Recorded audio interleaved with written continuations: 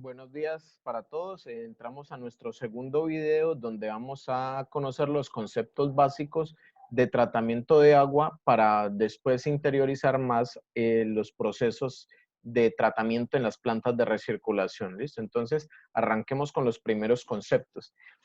Hablemos de coagulación. ¿Qué es la coagulación?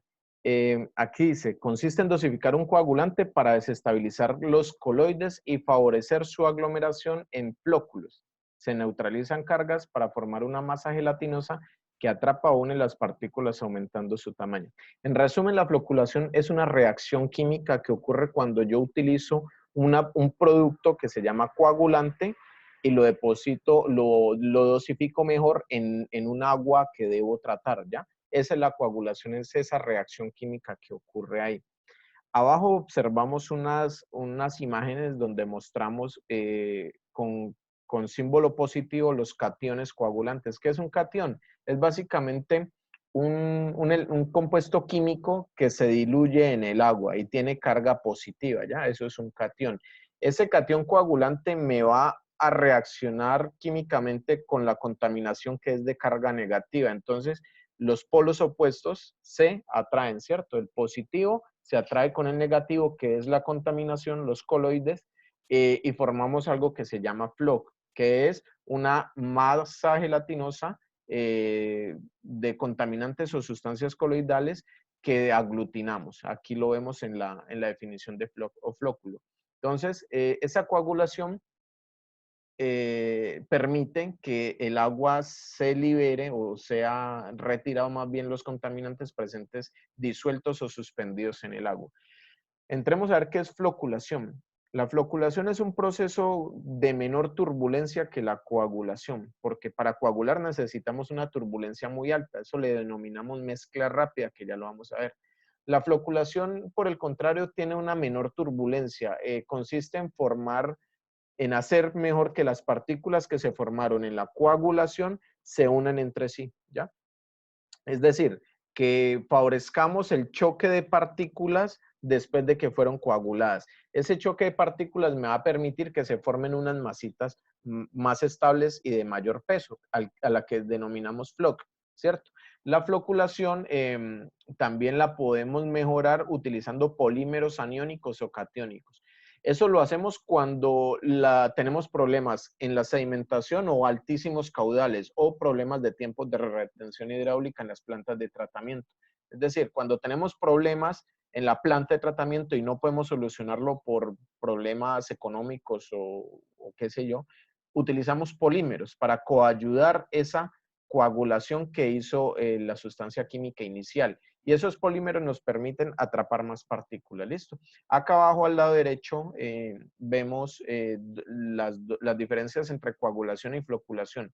La coagulación atraemos lo positivo con lo negativo, ¿cierto? Y formamos una partícula pequeña que se llama floc o flóculo. Y en la floculación lo que hacemos es coger esos flocs que ya están formados y atraerlos entre sí para que formen masas de mayor tamaño. Perdón, me pasé la mezcla rápida.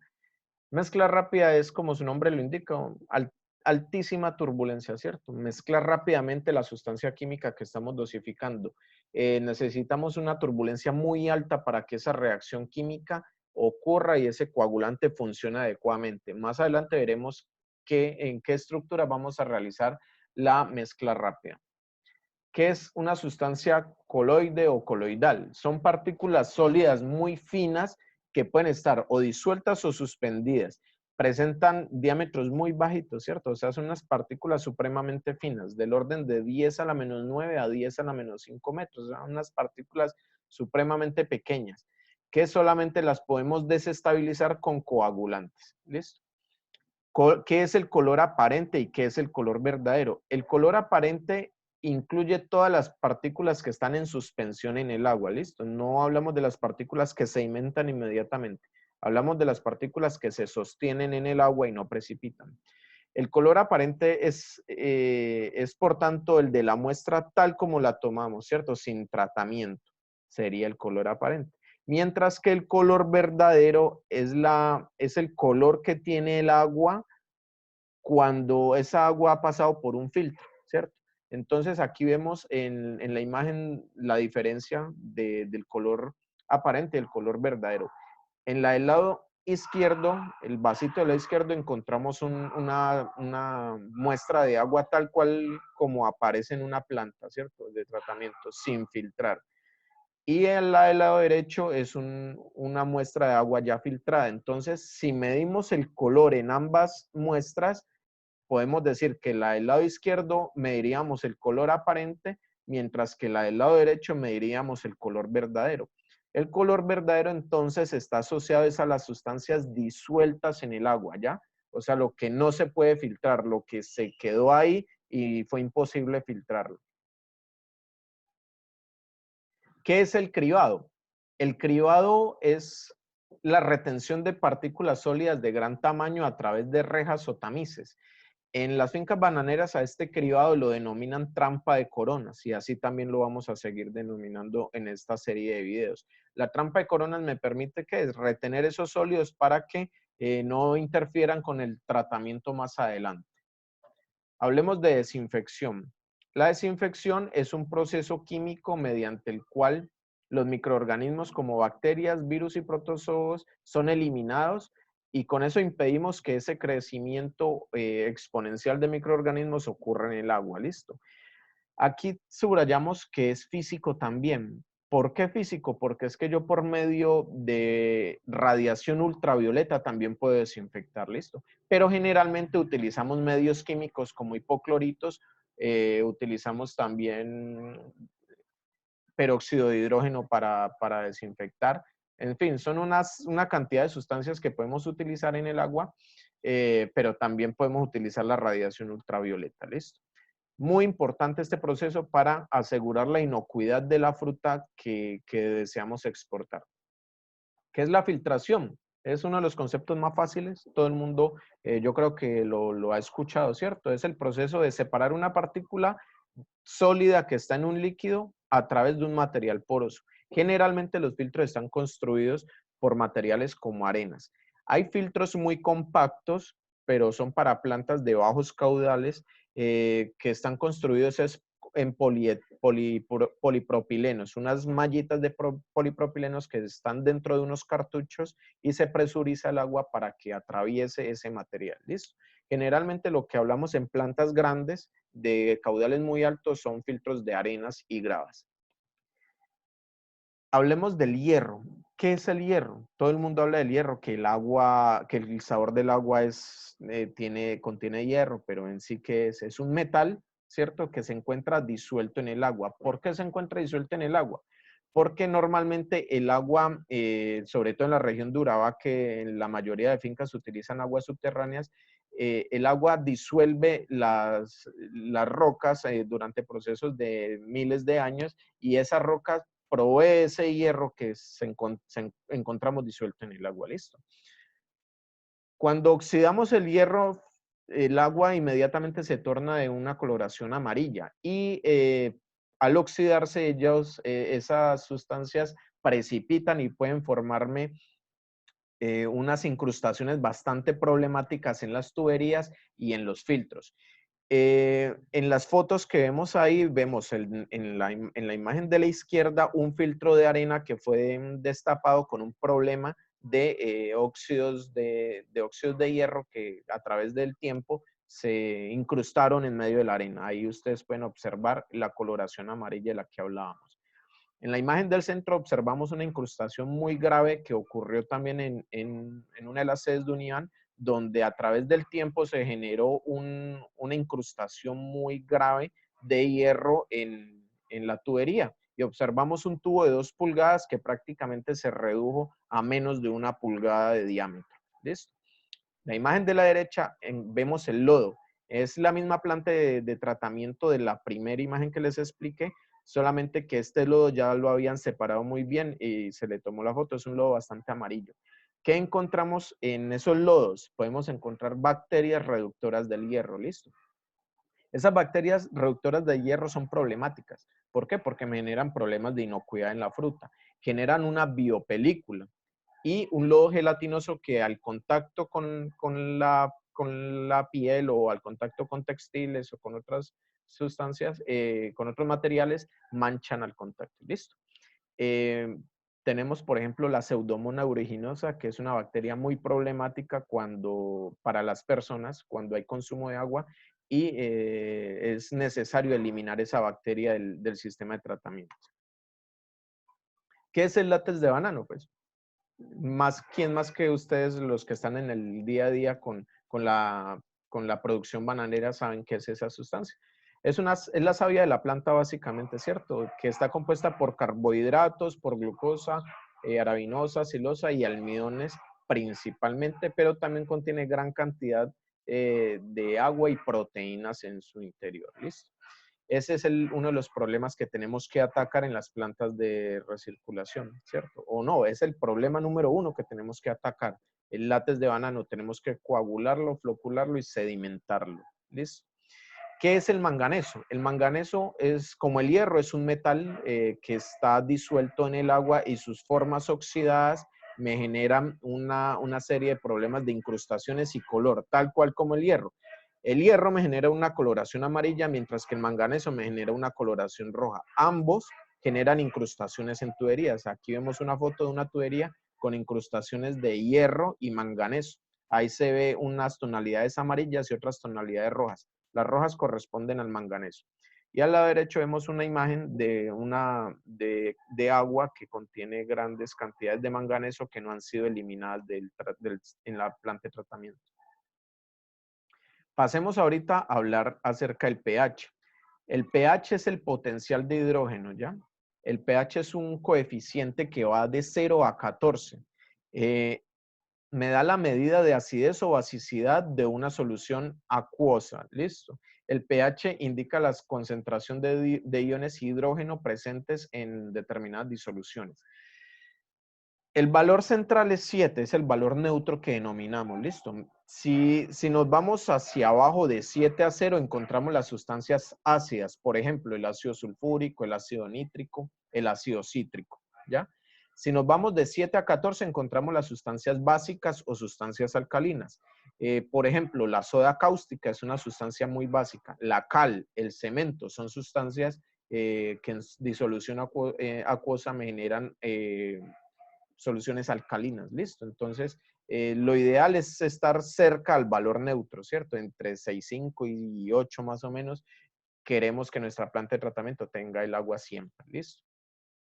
Hablemos de polímeros. Los polímeros son químicos floculantes que aumentan la consistencia de los flux, ¿cierto? Un ejemplo de ellos es la poliacrilamida aniónica, que al disolverse en agua obtenemos una sustancia muy viscosa, como lo vemos en la imagen de la derecha. Esta sustancia viscosa la utilizamos para atrapar los flux que se formaron con el coagulante en el proceso anterior. Entonces, esto nos va a permitir que esa sustancia viscosa ayude a que esos flux se atrapen aún más y ganen mayor peso y precipitan de una forma mucho más rápida en la planta de tratamiento.